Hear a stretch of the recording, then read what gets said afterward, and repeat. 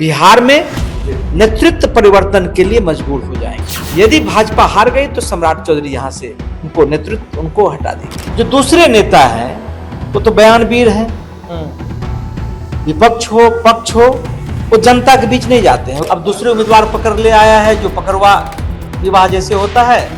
हर हाल में जो भारतीय जनता पार्टी का अहंकार है उसको हराना चाहती है। जो सनातनी असली है वो बेचता नहीं है।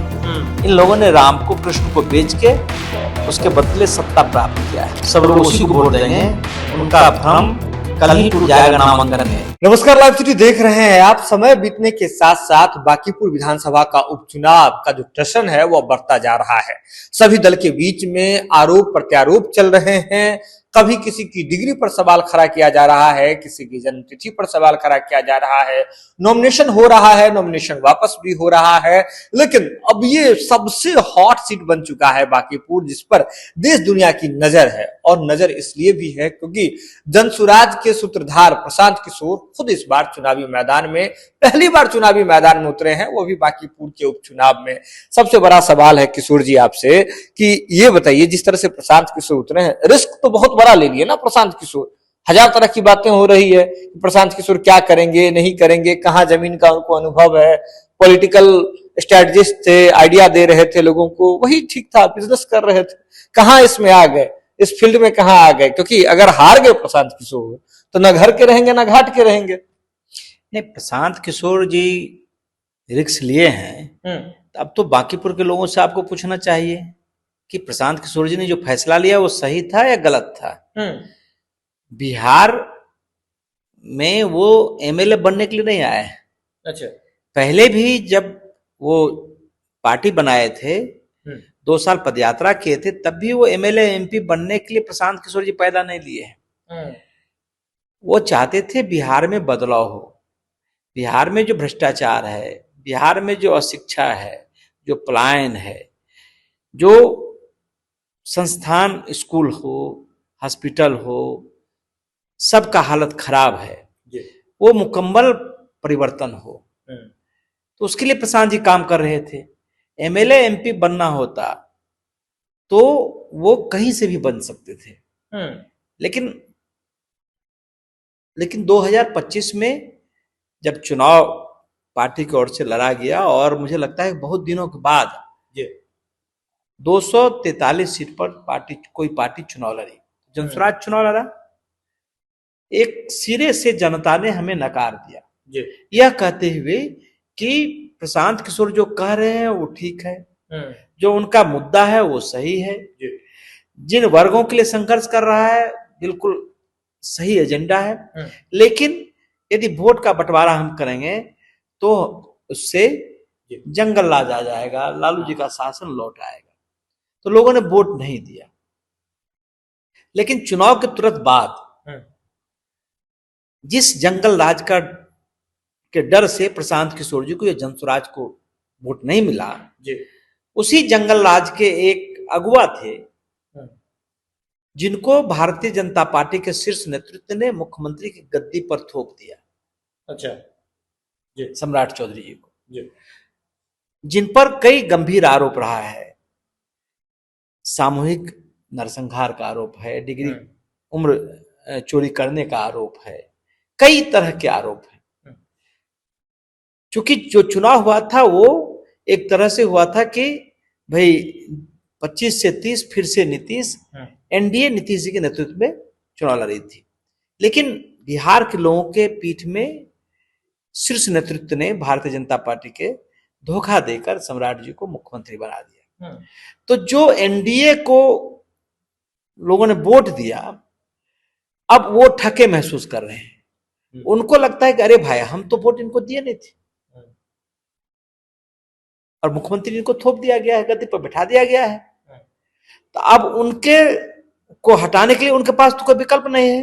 ये भी नहीं है कि अभी चुनाव होने वाला है, 4.5 साल के बाद चुनाव होगा। तो अब बांकीपुर जब सीट खाली हुआ और यहां उपचुनाव हो रहा है, तो उनके मन में एक जो मुख्यमंत्री के खिलाफ गुस्सा है या फिर अस्वीकारता कहिए, वो जितने लोग यदि ऑफ द रिकॉर्ड आप बात कीजिएगा, कोई मतलब सम्राट चौधरी को पसंद नहीं करता है। तो उनके मन में लगा कि नहीं, एक विकल्प है, हम यदि यहां एक बार भारतीय जनता पार्टी को हरा देंगे जिससे कि सरकार के स्वास्थ्य पर कोई असर नहीं पड़ेगा, तो भारतीय जनता पार्टी के शीर्ष नेतृत्व, देश के प्रधानमंत्री जी, गृह मंत्री जी बिहार में नेतृत्व परिवर्तन के लिए मजबूर हो जाएंगे। लोगों को यह पता चल जाएगा कि भाई जो सम्राट चौधरी जी मुख्यमंत्री बने हैं, उसके बाद ये पहला उपचुनाव है, तो एक तरह से इसको रेफरेंडम मान लीजिए। तो इसमें जनता ने इनको अस्वीकार कर दिया है। तो बांकीपुर का उपचुनाव सिर्फ एक उपचुनाव नहीं है, एक एमएलए का चुनाव नहीं है, वो एक तरह से सम्राट चौधरी के नेतृत्व के स्वीकारता का चुनाव। यदि भाजपा हार गई तो सम्राट चौधरी यहां से उनको नेतृत्व उनको हटा देगी, ये तय मान के चल रहे हैं। बिल्कुल, क्योंकि जब ये भाजपा को सोचना पड़ेगा या सोचेगी कि जिसको वो अवैध दुर्ग मानती है, किला मानती है, जब वो नहीं बचा तो बिहार के अन्य क्षेत्र का क्या हालत होगा। उसे तो आने वाले लोकसभा चुनाव में भी बिहार से एमपी चाहिए, फिर सरकार बनाने के एमएलए चाहिए। तो किशोर जी, आप सीधे तौर पर यह कह रहे हैं कि यह चुनाव सिर्फ प्रशांत किशोर की विधायक बनने का चुनाव नहीं है, यह सम्राट चौधरी को गद्दी से हटाने का चुनाव है। बिल्कुल, ये चुनाव सम्राट चौधरी के मुख्यमंत्री बनने के बाद जनमत संग्रह का एक तरह से चुनाव है, लिटमस टेस्ट। यदि बांकीपुर की जनता भाजपा को नकार देगी तो ये मानिए कि वो सम्राट चौधरी के भी नेतृत्व को नकार दिया, और भारतीय जनता पार्टी को हमारा जो समझ है उतना बड़ा रिस्क नहीं ले सकता है, वो सोचने के लिए मजबूर हो जाएंगे। लेकिन आप इधर दावा कर रहे हैं कि जैसे ही प्रशांत किशोर जीतेंगे बिहार के सीएम के फेस में परिवर्तन हो जाएगा, सीएम की गद्दी पर कोई और व्यक्ति को बिठाना पड़ेगा। लेकिन महागठबंधन की ओर से, कांग्रेस की ओर से कहा जा रहा है, प्रशांत किशोर 2025 में भी खूब फेंक रहे थे, कह रहे थे ये करेंगे, 90% से अधिक सीटों पर जमानत तक नहीं बचा पाए, ना उनके पार्टी के उम्मीदवार बचा पाए। यहाँ भी कह रहे हैं ना, या तो प्रशांत किशोर लड़ेंगे ही नहीं, अंतिम में आकर के बैक हो जाएंगे, या फिर अगर लड़ते हैं तो नोटा से भी कम आएगा। अरे भाई, प्रशांत किशोर जी, चुनाव लड़ना जीतना अलग है जी, जमीन पर संघर्ष करना अलग है। प्रशांत किशोर जी पिछले 4 सालों से जी जनता के बीच में ही रह रहे हैं, कीचड़ में, नाले में, बरसात में, गर्मी में उसके साथ सो रहे हैं और उनकी समस्या को प्रखरता से उठा रहे हैं। आज भी बांकीपुर में आप क्षेत्र में चले जाइए, बांकीपुर की जो दुर्दशा है उसमें प्रशांत जी उसके में काम कर रहे हैं। जो दूसरे नेता हैं वो तो बयानवीर हैं, विपक्ष हो पक्ष हो, वो जनता के बीच नहीं जाते हैं, वो रिस्क लेना नहीं चाहते हैं। प्रशांत किशोर जी बगैर सुरक्षा को उसके बीच में काम कर रहे हैं। लोग कहते थे यार प्रशांत जी तो चुनाव ही नहीं लड़ेगा, अब तो वो चुनाव लड़ने का ऐलान भी कर दिए हैं, कल नामांकन भी होगा जी। प्रशांत किशोर जी की जिस दिन घोषणा हुई उसके 48 घंटे के बाद भारतीय जनता पार्टी का जो उम्मीदवार घोषित हुआ था, नामांकन हो गया तो उसको वापस जाना पड़ा, भाग गया उम्मीदवार ही। पहले ये लोग दूसरे दल के उम्मीदवार को डरा धमकाकर उम्मीदवारी वापस करवाता था जी। प्रकृति का नियम देखिए, अब इन पर पड़ गया है, अब इसका उम्मीदवार भाग गया है, अब दूसरे उम्मीदवार पकड़ ले आया है, जो पकड़वा विवाह जैसे होता है कि पकड़ के किसी से शादी कर दो, पकड़वा प्रत्याशी उसी तरह भारतीय जनता पार्टी के पकड़वा प्रत्याशी को बैठा दिया है, जो ना 2 शब्द बोल सकता है। जो बायोडाटा जारी किया है उसी में आप देख सकते हैं 12 शब्द बोल सकता है। जो बायोडाटा जारी किया है उसी में आप देख सकते हैं 12 साल में कोई किसी पार्टी का सक्रिय सदस्य होता है क्या?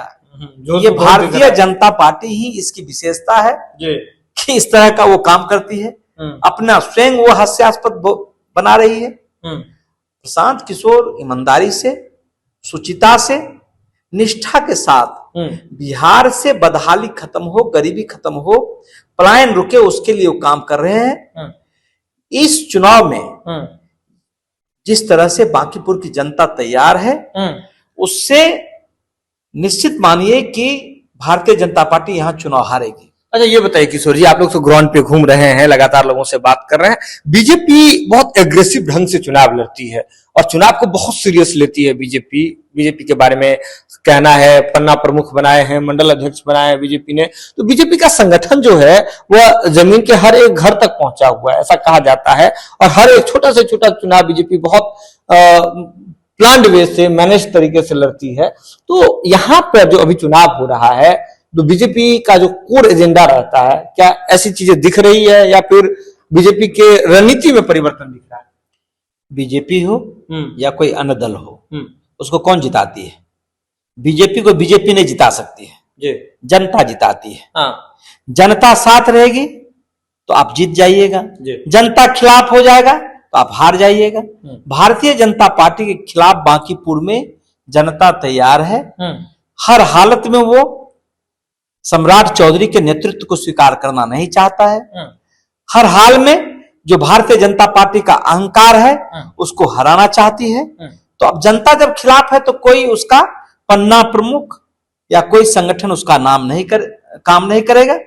जनता प्रशांत किशोर जी के बारे में ये सोच है कि पढ़ा लिखा इंसान है, गरीबों की बात करता है, बेबाकी को से, निडरता से समस्या को उठाता है, किसी से डरता नहीं है, कितनों भी ताकतवर लोग हो उससे उनके सामने झुकता नहीं है, विनम्र आदमी है, तो लोग उसके साथ खड़ा है। नहीं किशोर जी ये बताइए मुझे, जिस मुद्दों के साथ जनसुराज मुद्दों की बात करता है और मुद्दों की राजनीति करता है, उसके बाहर कोई काम नहीं करता। अच्छा ये बताइए, जिस तरह से मैं ये पूछ रहा हूँ कि बीजेपी जब भी चुनाव लड़ती है उसमें देखा जाता है कि धार्मिक मुद्दे जो हैं उसको लेकर के प्रमुखता से उठाती है। बांकीपुर के उपचुनाव में यह मुद्दा कहीं ना कहीं गायब दिख रहा है। भारत में रहने वाले जितने भी हिंदू हो सभी सनातनी हैं।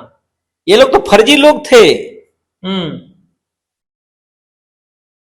जो भी ये राम का देश है, कृष्ण का देश है जी, हम सब लोग सनातनी हैं।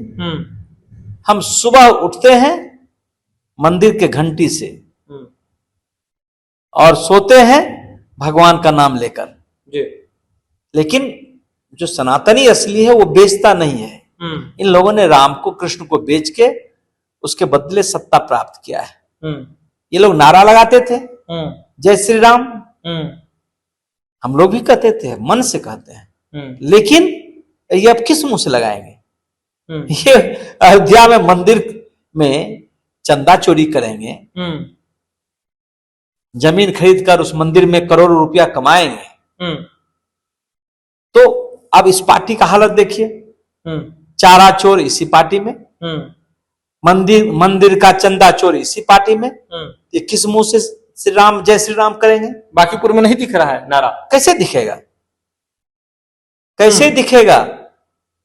जब आपका कर्म अच्छा होगा तभी तो आप कर सकते हैं। जनता समझ गई है, जनता जानती है कि ये लोग भगवान राम का जब नहीं हुए तो ये किसी का नहीं हो सकता है। अच्छा जाति समीकरण तो है ना, कास्ट का एकदम गढ़ रहा है, गढ़ है बांकीपुर, इसके बाद वैश्य वोटर हैं, अलग अलग तरह के जातिगत यहाँ समीकरण काम करता है। कैसे आपको कहां से मिलेगा? जमीन कहाँ है? प्रशांत किशोर को हर जाति का, हर एक धर्म का समर्थन प्राप्त है। जिनके मन में यह है कि कायस्थ समाज का कैंडिडेट है भाजपा, सब लोग उसी को वोट देंगे, उनका भ्रम कल ही टूट जाएगा नामांकन में। आप देखिएगा कितने बड़े पैमाने पर उस समाज के लोग उसमें शामिल होंगे।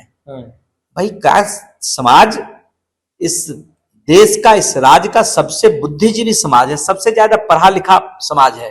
भगवान चित्रगुप्त के वो वंशज हैं, उनका तो वो कलम के धनी है, बिल्कुल पुजारी है। तो वो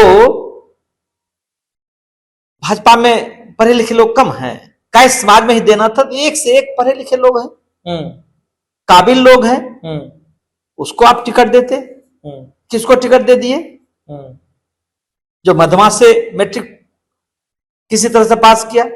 आप जिसको दिए हैं वो इतने नाकाबिल, अभी तो उसके बारे में कुछ नहीं बताएंगे, नामांकन होने दीजिए तब बताएंगे, लेकिन इतने नाकाबिल हैं कि वो 2 लाइन बोल नहीं सकते हैं। तो सवाल जब हम बोलते हैं कि सम्राट चौधरी का नेतृत्व परिवर्तन होना चाहिए, तो इसका मतलब जाति के खिलाफ नहीं है। भाई किसी जाति में पढ़े लिखे लोगों का कमी नहीं है।